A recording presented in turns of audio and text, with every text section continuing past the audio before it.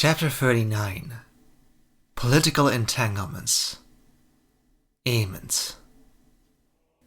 Aemond breathed in the heavy incense in slow, even breaths, since the single open door was insufficient to air out the room, whilst the combination of sunshine, candlelight and crystal shimmering created a dancing light pattern which tried, yet fell just short, of mimicking the otherworldliness of magic. Gentle mother above, may you look upon my house with mercy and grant protection to your wounded partisan. Aemond fought quietly to himself in prayer, whilst feeling the pitying looks of the crowd on his back. Standing by a candle-filled marble altar, Aemond peered up at the mother's warmth. The statue gazed back with a loving smile, as she was the aspect of the seven whom governed the sanctity of family. Give Aegon rest to heal. Let him strength to overcome his suffering and guidance through his ordeals. Let him live. After the night's events ended, and Aemond at last was able to head to bed in the early morning hours, he'd been so exhausted he hadn't woken before noon. Exhausted and nauseous, he'd slept past the morning ceremony, and hadn't made it to the royal sept before the afternoon. Though the service and songs were over, the rows of benches remained occupied with lingering patrons taking extra care to their prayers that day. The guests who danced and laughed at yesterday's wedding now gathered to beg the gods to bestow Aegon their favour. Aemond had attended the royal sept frequently throughout his life, yet he'd never seen it lit with this many candles. The altar of the mother and father overflowed with gentle flames, so many Aemond couldn't fit his own. Though the father and mother was granted the most favours today, the other altars didn't lack for attention either, all except the stranger. With Aegon's health waning, the representation of death was the aspect of the seven only the brazen would think to pray to. Yet, someone had seen fit to leave a lone candle at its altar, and Aemond could guess who. If Harriel was made to attend the sept with the rest of court, who else would she turn to but this stranger, even when propriety demanded she didn't? Though, considering her personal loss that night, mayhaps the candle wasn't on Aegon's behalf at all. Whilst Lord Rain stepped up to the altar by the father's statue, Aemond finished his prayer silently, then went to sit down to wait for the others to have their turn. The front row was designated for the royal family, though Lady Elenda Baratheon was seated with her daughter Aline on the bench behind theirs. For once, Lady Aline was calmly conducting herself with the dignity expected of her station, and yet the sight of her troubled him. Whilst Daeron took his place by the statue of the mother, Aemond sat down by his uncle Gwain's side. His mother's brother, Gwain Hightower, might have noticed his conflicted mind and offered a reassuring smile. It was encouraging to see so many praying for his brother, because Aegon certainly needed it. It was a fact his brother had never upheld the values the faith claimed would protect their soul and grant them protection. A pessimistic part of him wondered if the gods themselves may have cast his brother from that tower as a punishment for his sinful way of life. But if the gods punished Aegon his sins, how come the gods had failed to punish Rhaenyra for hers? Seated in the royal sept with nothing but his thoughts, he was once more consumed by his strenuous worries. Perhaps, if he opened his mind to the gods in this holy place, the seven would grant him an epiphany. His brother's fate hung in the balance. His mother was beside herself with grief. Their father wasn't of any assistance, and the maester couldn't give a clear answer for anything except the obvious. It was bad. But Aegon yet lived. The situation was infuriatingly unfair. Aemond was at a crossroads, yet regardless of which path he took, any destination would be marred by the uncertainty whether he'd chosen right. What the other roads may have offered. Any achievement came with potentially dire sacrifices. If Aemond was to sit the Iron Throne, he'd be doomed to see his brother dead, his family grieve, and Harriel would wed to someone else. If Aegon died, Aemond was faced with two choices. Pursue the Iron Throne himself, or marry Harriel and settle for Cracklaw. Though the latter meant Aemond could just go ahead and bend the knee and grovel at his half-sister's feet, in the hopes her unhinged husband didn't kill him. Somehow, whilst Laenor lived, Aemond had reluctantly accepted what may come to pass. Even if being forced to bend the knee to Rhaenyra spat in the face of propriety, at least Sir Laenor could be reasoned with. After burning side by side under Vhagar's dragonfire, the two had grown to understand and respect one another. He'd never love a cold disgrace like his half-sister Rhaenyra, but he could have accepted Sir Laenor as king. Daemon was a different beast, more dangerous than Rhaenyra and Laenor combined. If even Sir Laenor the Unburned wasn't safe from Daemon, despite being brothers through war and marriage, what were the chances Aemond or his siblings would be left alive the day he took the throne? If Daemon was left with the unchecked power of the Iron Throne, Aemond would likely be treated as well by his uncle as Maegor the Cruel treated his nephews for having a superior claim to the throne. One prince was eaten in a battle of dragons above the God's Eye, a kinder fate than the one his brother suffered, whilst being tortured for 9 days until the sweet relief of death ended the boy's misery. Daeron finished his prayer by the statue of the mother, and then it was Uncle Gwain's turn. Standing up to sounds of clicking and clacking from Gwain's armor carried across the quiet sept. Uncle Gwain had spent the day on captain duty in the City Watch, and headed directly to the sept from the garrison without changing out of his gold cloak uniform. Daeron tried catching his eye as he took his seat on the bench, but Aemond pretended not to notice, feigning an interest in the shimmering crystals in the window. When the light hit the clear stones, it split into a rainbow of colors, and the effect felt oddly representative for his current situation. How the sunshine held a uniform glow until it hit the crystal, which acted as a sudden breaking point. Then, for mysterious reasons, from the stone each beam was turned to red, orange, yellow, green, blue, indigo and violet instead. As if from what once had been a whole light, the ray suddenly fractured, and now each individual color seemed to represent the potential path Aemond could take. Would he take the red path, of blood and fire? The green path, as piercing as Hariel's haunting emerald eyes? The blue path, holding a shape deeper than Daeron's cobalt blue dragon? There would be no going back either. Once the light split apart, the purple no longer mixed with the orange. Aemond would have to stick to his path and see it through. As a Targaryen prince, Aemond's duty to his family and kingdom would always come first, and if Aegon died, it'd be up to him to pursue the throne in his brother's stead. He lived by the needs of the Iron Throne, and there was no way he could break free, not as long as he lived in Westeros. Yet despite how clear the situation supposedly was, it didn't feel that way, not at all. He could see endless obstacles, since first of all, the people who mattered wouldn't agree. Hariel had agreed to marry him, not Daeron. Not a boyish squire Hariel didn't know and whom she'd insist was too young. It was always supposed to be Aemond. It was him Hariel had kissed last night. She'd made him an Unburned. Not Aegon or Daeron. Not Jace, Luke or Joffrey. Him. The others didn't care for her as Aemond did. And imagining Hariel marrying Daeron made him want to crawl out of his own skin and ignited a fiery urge to fly Vermiford to burn stuff. Then it was the challenging execution of his plan. One of the main hurdles was obviously how Aemond happened to be betrothed to Hariel, and as much as his grandfather may wish it so, that couldn't be undone by simply substituting Aemond's name on the contract for Daeron's. There was some wiggle room for changes, as Daeron and Aemond were brothers, but that wasn't truly the issue. What excuse could convince his king father? What arguments could be put forth which didn't make it blatantly obvious this was a political move? Made specifically because if Aegon died, Aemond's claim to the throne against Rhaenyra became infinitely more challenging with Hariel for wife. Lords who upheld Westerosi law, the righteous path of the faith, ancient Andal traditions would normally always support the king's eldest son, but may not look favourable on Hariel as their queen, and Aemond by extension for picking her above any of their own daughters. So when the lords were made to choose between supporting Daemon and Rhaenyra, or Aemond and Hariel, the odds wouldn't be in his favour. Aegon was a firstborn son, but Aemond's lot in life was always to be born second, the same as Daemon, leaving the lords to choose between two second sons contending for the position as king, whilst their queens were between the dragon-riding princess and chosen heir of King Viserys against a foreign witch. Aemond could imagine how some lords may view the choice too.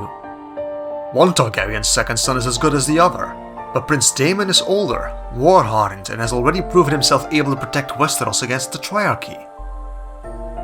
Born decades later and still in his minority, Aemond hadn't yet proven himself the way his uncle had. He could not boast the same accomplishments. It'd be different if the succession was undisputed, if his king father could only hold to the laws of Westeros, the directive of the faith and traditions of the Andals, which had insisted for thousands of years that inheritance went from father to his son before any daughter. It'd be different if there wasn't a threat of war.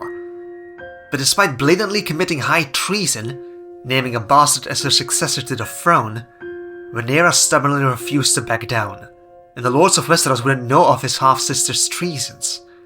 Many were deluded into believing Rhaenyra's sons legitimate, and were so bold as to whisper of how Queen Alicent and her family were conspirators for simply speaking the truth.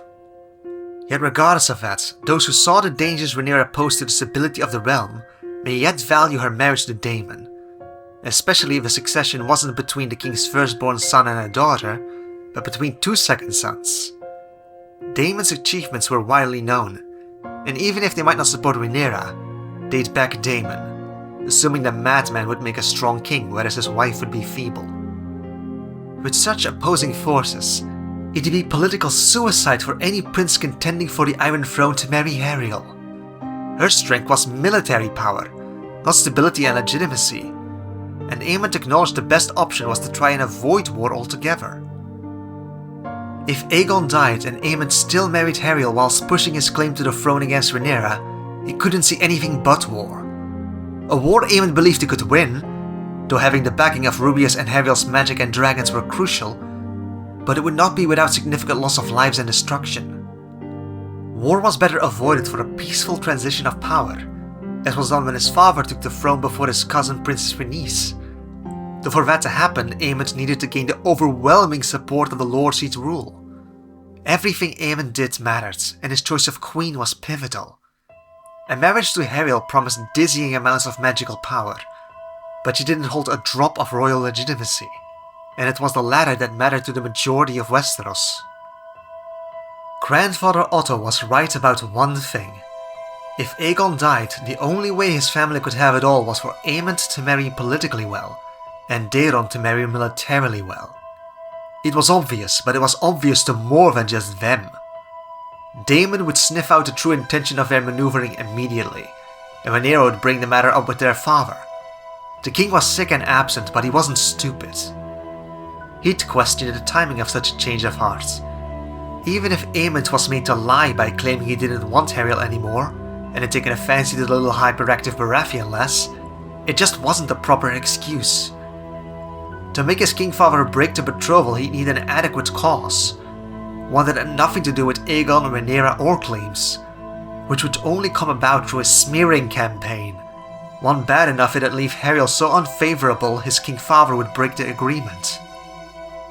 In all honesty, ruining Ariel's reputation wouldn't necessarily be difficult.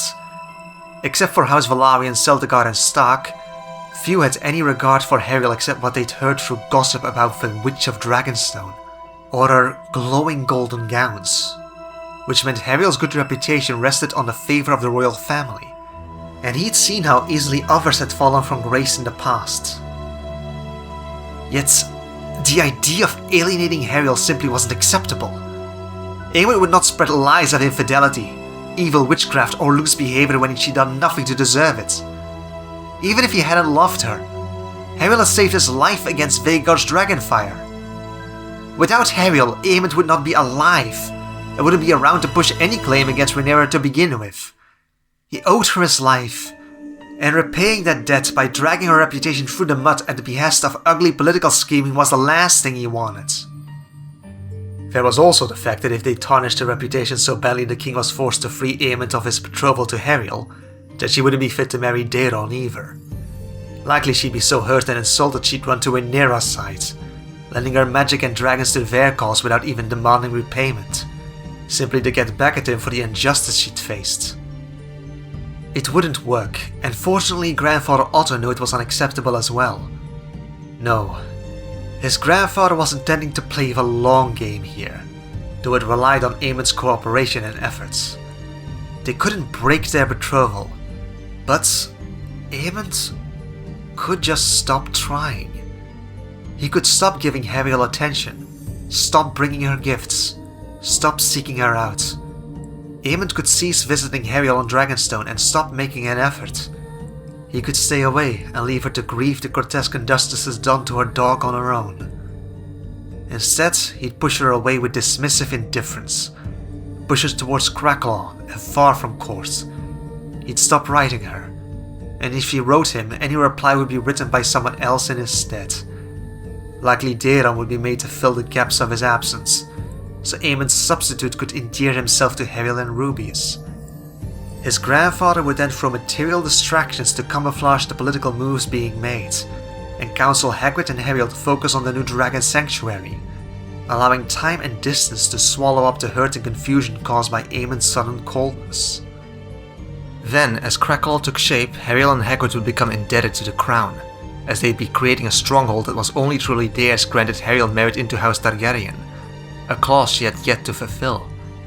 Then, one day, likely not terribly long into the future, his king father would succumb to his illness.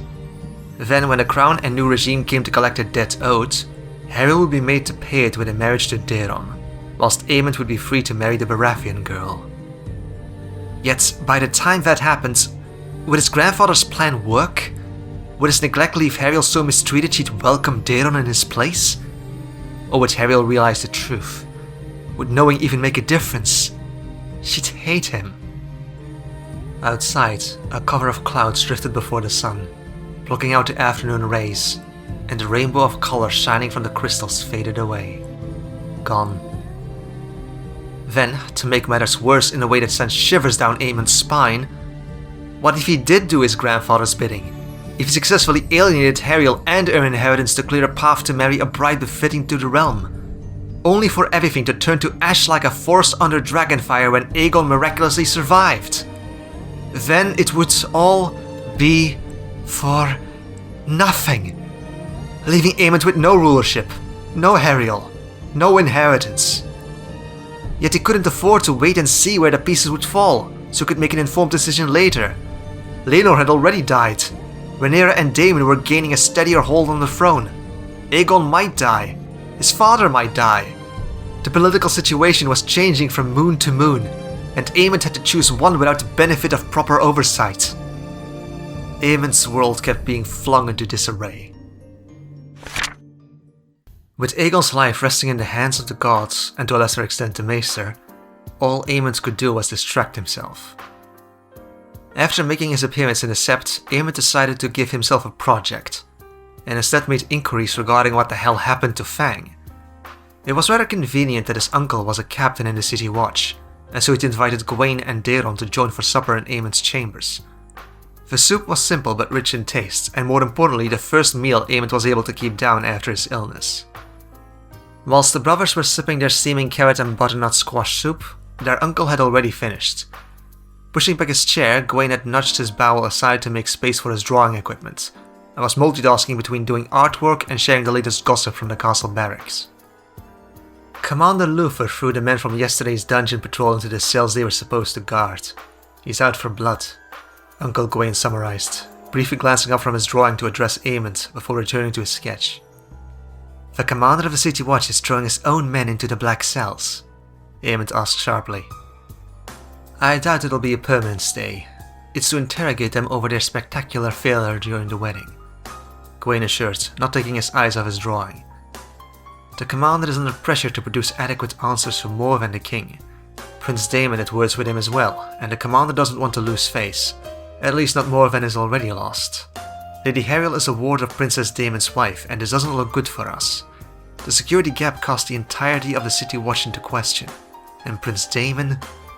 He's no longer in command of the Gold Cloaks. Aemond put his spoon down with a clatter. Aemond's chambers filled with the scratching of charcoal across parchment while his uncle Gawain took his time answering. Prince Daemon left the City Watch over a decade past, but he was the founder of the institution, nephew.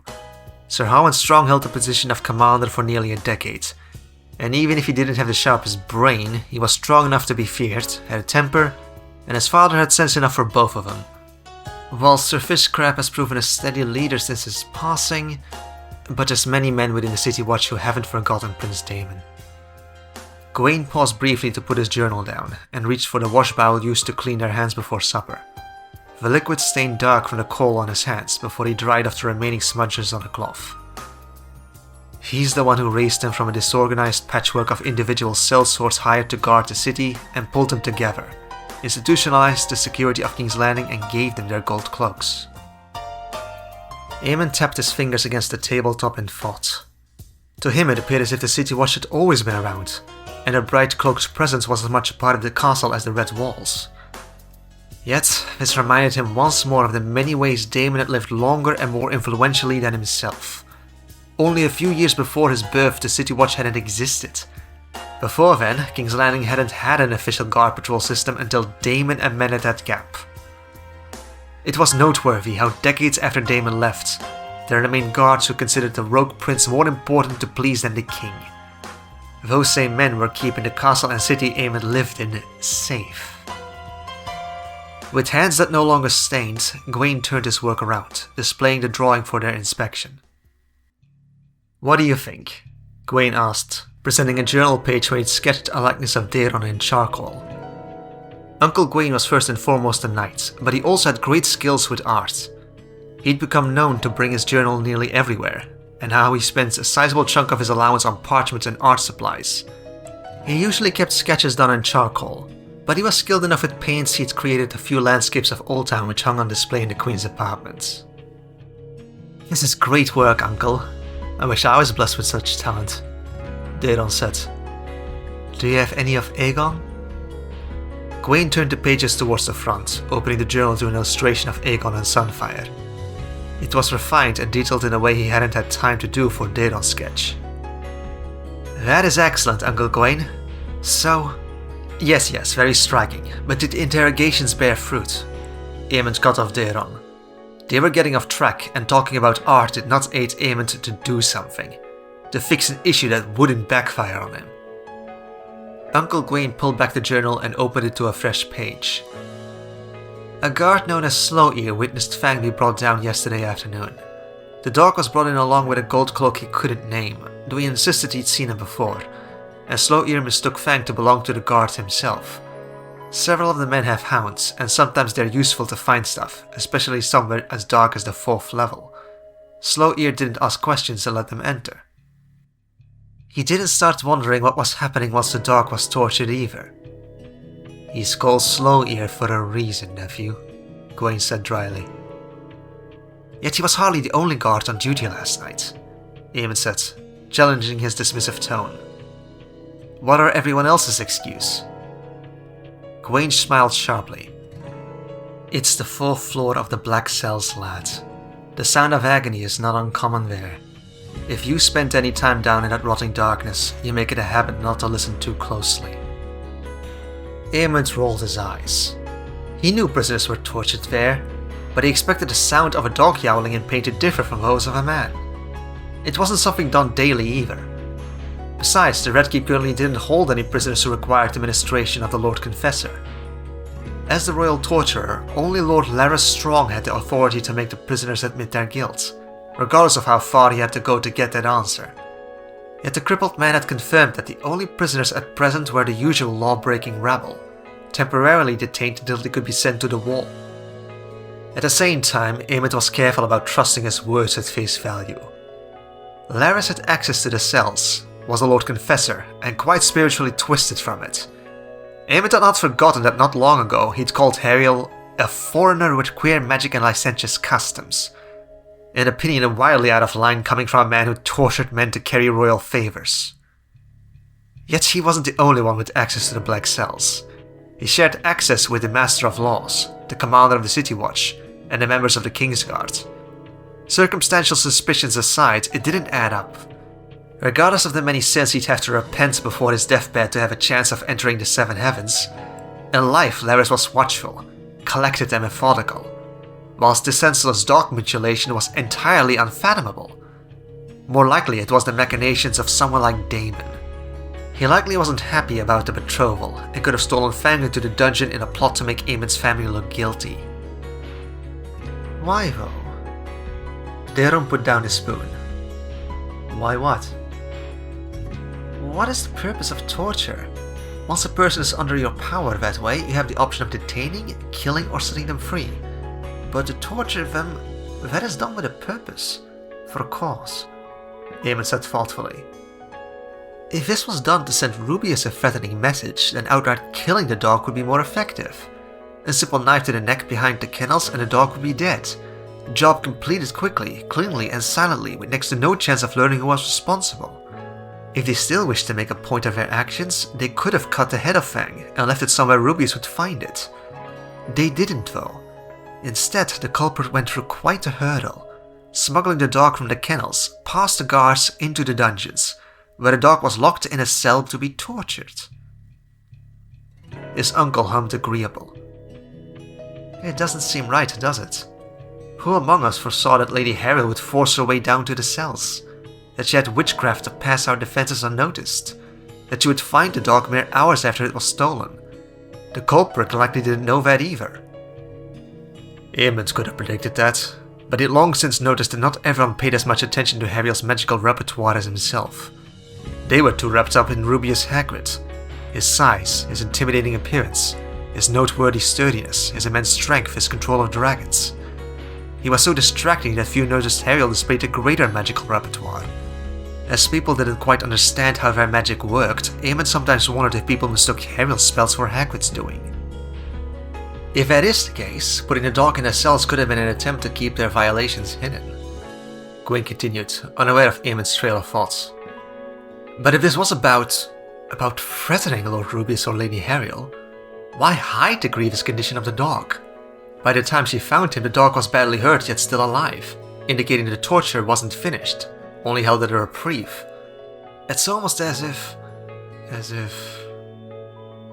Gwyn failed to finish the sentence, his dark gaze flickering sideways for a pregnant pause. He gave up what he tried to communicate and instead said, There are wicked men who delight in depraved acts of hurting animals, but if inflicting pain to animals was the sole objective, then there were far easier dogs to grab than Fang. Picking Lord Rubius's hound seemed deliberate, but to what end? For information? No matter how long it's tortured, a dog can't talk. Was it to hurt the hound's owner? Then why hide away the dog? The situation doesn't add up, Eamon. The more I learn, the less I understand. Whomever did this put us in an unflattering situation. Uncle Gwyn nodded his agreement. Especially as it happened in the middle of a royal wedding, when the security was at our highest. Could someone be trying to prevent our alliance? Eamon speculated. If you look beyond the wedding, it's quite peculiar it happened in the same day we signed the betrothal contract, isn't it? I couldn't say. As far as I know, there was no sense or reason behind this. Was Fang magical too? Daron asked. Exasperated, Eamon rolled his eyes as he turned to his brother, but a sudden thought left his retort dead on his tongue. Had he been magical? Fang had been from the Isle of Britain just as Harriel and Rubius.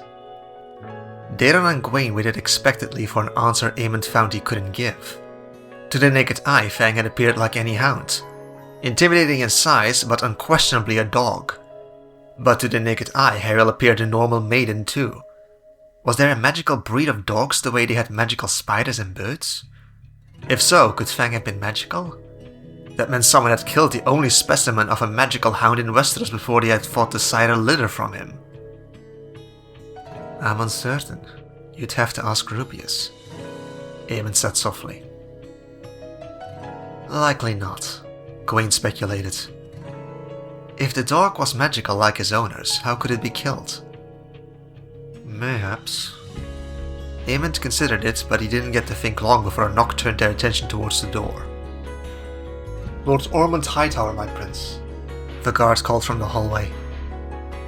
Enter. At Eamon's permission, the guard led the Lord of Hightower of Old Town into the chamber. Ormond Hightower was the Lord of House Hightower, his mother's cousin, and Eamon's cousin once removed.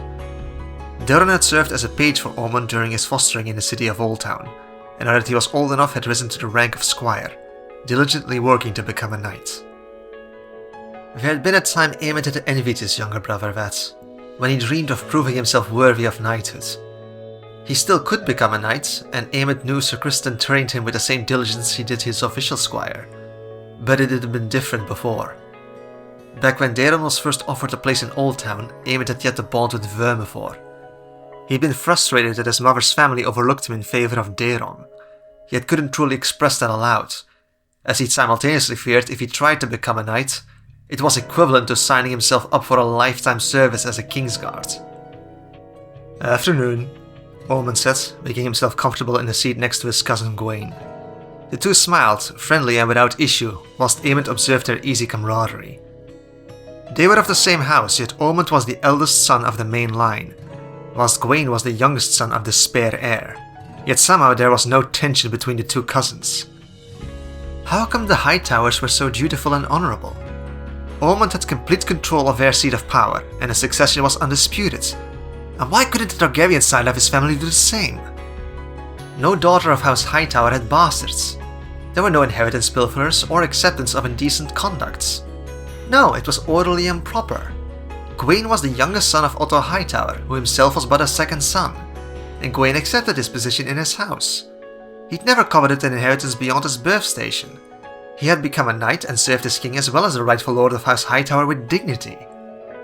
That's how things were done on his mother's side of the family, whilst Aemond's cousin on the Targaryen side was a little beast who attacked her husband.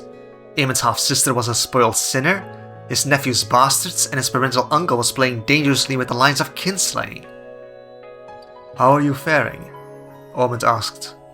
"Have you slept?" "We did," Daeron nodded. "We visited Aegon and then we prayed in the sept before supper.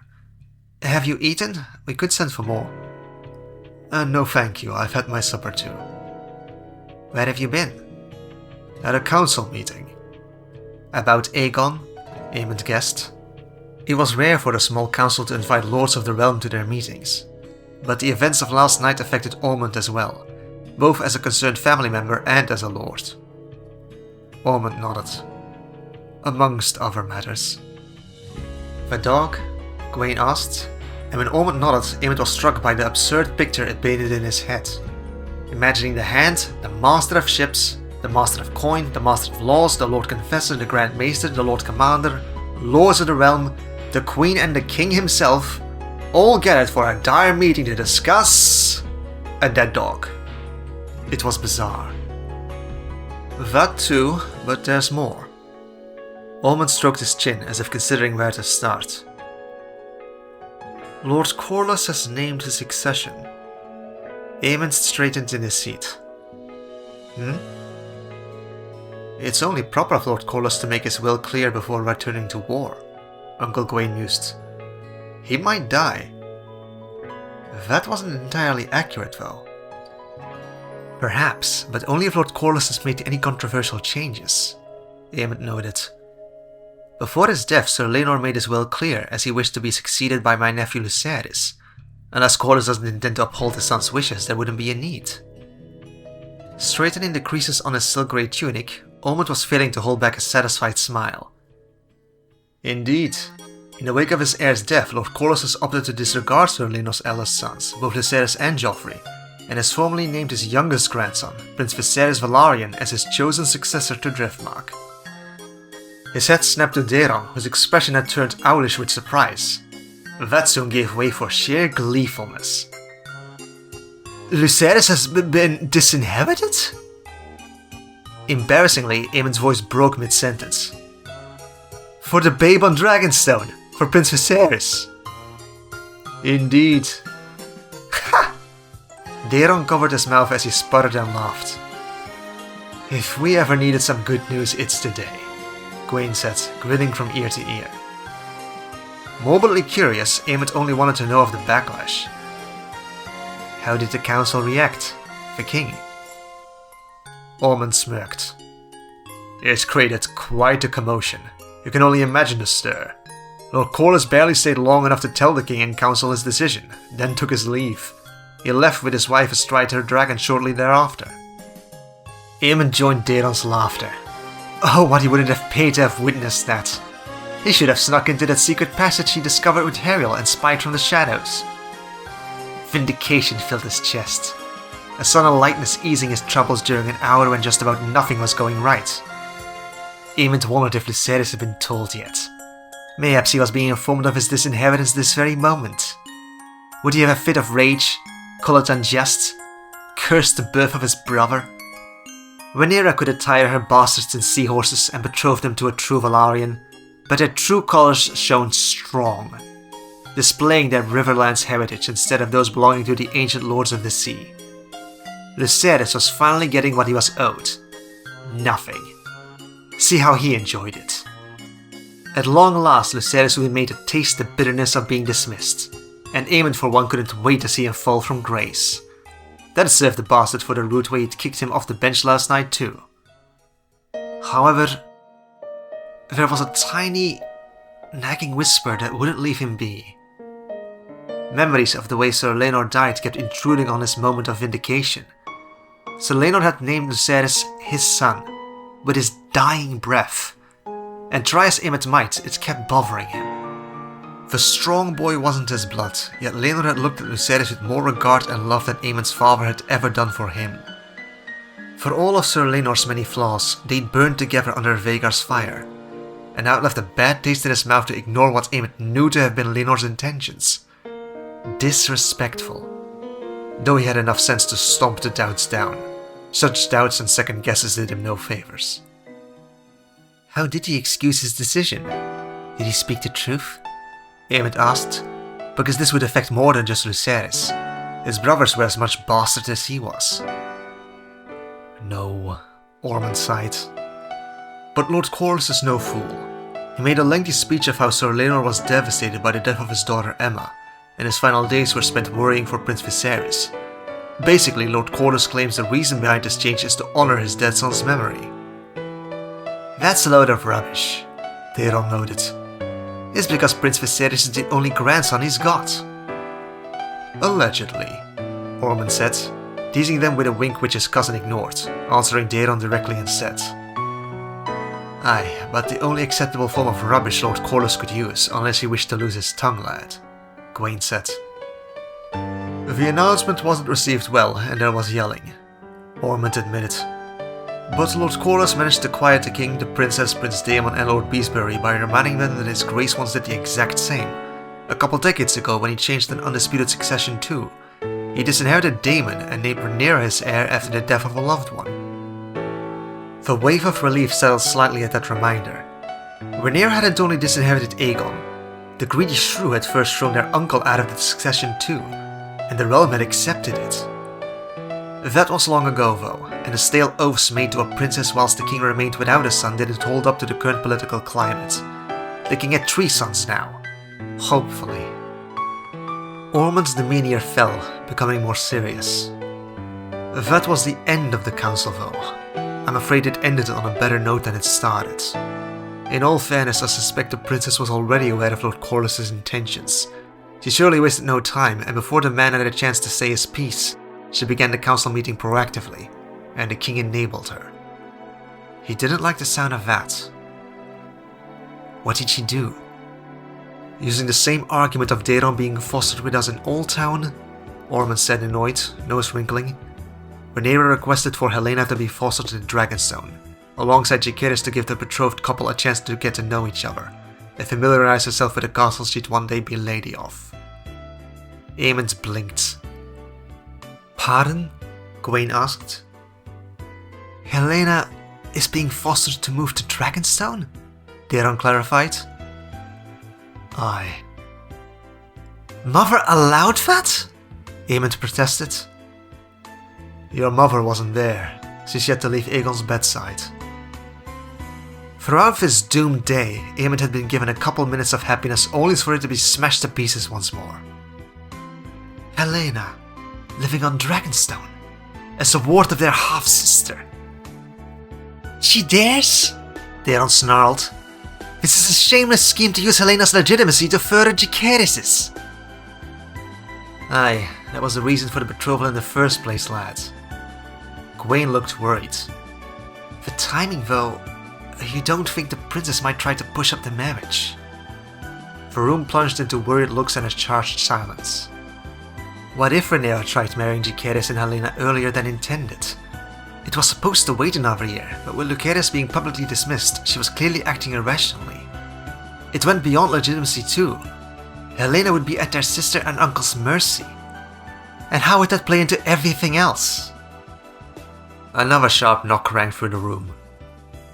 Lady Harriel Potter, my prince. Running a hand through his hair, Aemond rose quickly to his feet. Enter? Gawain arched a brow, as if something he'd done bemused him, hinting of how Aemond wasn't being as nonchalant as he should. Harriel entered, but hesitated in the doorway when she saw Aemond already had company. She was clean-faced and dressed modestly, without either magic or pomp. Her long, unruly black hair was pulled back in a simple braid. She wore no jewelry, and her gown was for practical maneuverability instead of court. There was a tension in Harriel's mouth, and her gaze was haunting after last night. Yet somehow her aura of sadness only accentuated her loveliness. Lady Harriel, Ormond said, putting on his best winsome smile, as if neither Aegon's life hanging in the balance nor Helena being shipped off as Rhaenyra's hostage would stop him from charming ladies at court. Assessing his company, Harriel's bright emerald eyes passed across the room.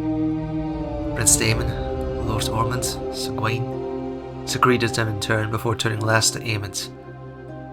Afternoon, Aemond. I thought to stop by as Hagrid and I are about to take our leave of the capital.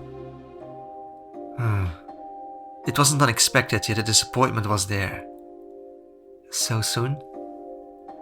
He'll keep Vhagar from the city. She won't leave without him, and... Harriel murmured, a displeased lilt to her mouth. After what befell Fang, we wish to leave. Aemond could perceive her grief and the looming anger lurking behind her fragile facade.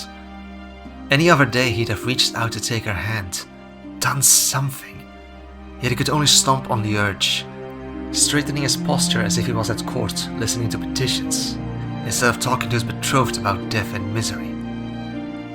What of Aegon? She brushed a few loose black strands behind her ear. That's why I'm here. I wanted to see how you're faring before I left. Aemond glanced back at his family, wishing they weren't there. We're doing what we can, which isn't much. I've been looking into what's happened to Fang as well. He admitted the last part before he could stop to think about it. Why did he say that? That wasn't what his grandfather had told him to do. So you know then.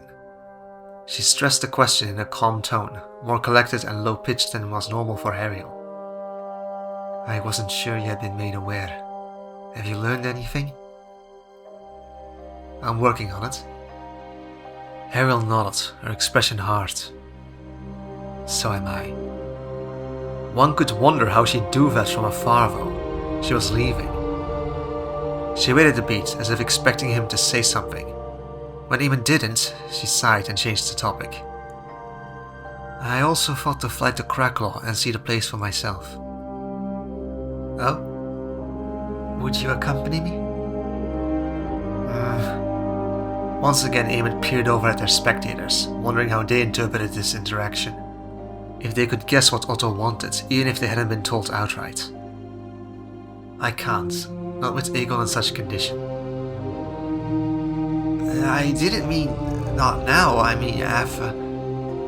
Ariel frowned. The topic itself and being made to converse with his relatives as a noisy audience seemed to make her self-conscious. I need to sail back to Dragonstone and Norbert, then make preparations for the trip.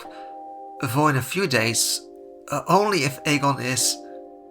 She flushed, skipping over the word alive, and stammered ahead. In a few days. Perhaps getting away from the castle to fly would do you some good? Ariel phrased it as a question, one Aemond wanted to agree to. Aye, absolutely. That was exactly what he needed. Flying with Vermithor sounded perfect, and travelling with Ariel better yet. Instead, he was forced to do the opposite, reminding himself of everything that was at stake. It'd be better if you made your plans to fly out without me. I don't know when I will be able to leave. You should arrange for someone else to join you. It was as far as he'd go. He'd not be made to suggest Daeron fly out with her instead. Aemond couldn't make himself say it. And regardless, his little brother remained as clueless as Harriel to these schemes. Oh. Harriel frowned. Alright, I will. She fidgeted with her sleeves, and as Aemond had neither invited her to sit, glossed over her losses, and rejected her offer, she was becoming uncomfortable. Why did it have to be this way? Their meetings so uncertain and awkward, when just a day before... In that moment, Aemond hated Aegon for being a constant inconvenience. Aegon did not but waste his potential on carnal pleasures, but even after falling off the tower, he just kept making everything difficult. I see you've got company, so I will take my leave. She turned to go, but hesitated, her expression more open than before. I really am very sorry about your brother, Aemond. I hope Aegon will make it. As do I, Aemond said, swallowing to lessen the tension in his throat. Farewell, Hariel. Have a safe voyage home. When Hariel left, her long braid swaying gently from side to side as she strolled down the hallway, Aemond was left in a tangle of disquiet, feeling unnervingly as if he'd said a different kind of farewell than Hariel had. Aemond didn't pay attention to his family as he returned to the table, his mind swirling 1,000 yards ahead, conflicted and torn between the many scenarios conjured by his mind's eye, from imagining himself on the Iron Throne, to visions of a fresh grave being filled underneath the sept, to flying alongside Hariel above Cracklaw. Shame I don't have my green paints. Her eyes are her best feature. Pulled out of his revelry, Aemond glanced across the table to Gwaine, confused what he meant. Gwaine flipped his journal around for Aemond to see. He'd drawn Hariel. The portrait was of her face in profile, made in rough strokes.